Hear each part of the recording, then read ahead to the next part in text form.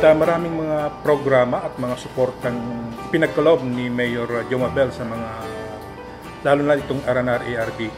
Isa na dito yung capability building, yung kung paano sila masanay na magiging isang independent at sustainable organization.